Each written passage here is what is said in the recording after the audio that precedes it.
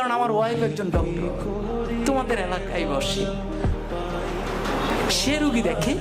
একদিন আমি গেলাম তার চেম্বারে, গিয়ে বসলাম, কি করে রুগী আসলো।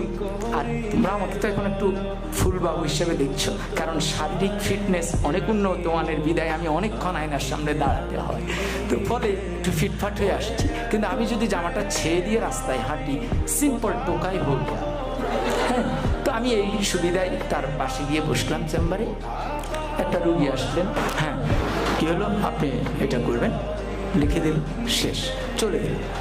তাই বাসায় গিয়ে বললাম, তোমার চেম্বার তো চিরেই ক্লোজ হয়ে যাবে। বললো কেন? বললাম, তুমি তো মাশাআল্লাহ, তোমাদের মতো ডাক্তারদের কারণে আমাদের দেশে ট্রেন ভর্তি করে সব ইন্ডিয়ায় চলে যাচ্ছে রাষ্ট্রীয় টাকায়, তোমাকে আমার চেম্বারে নেওয়াটাই ভুল হয়েছে। দেখো, কেউ ক্রিটিসিজম নিতে চায় না, কেন?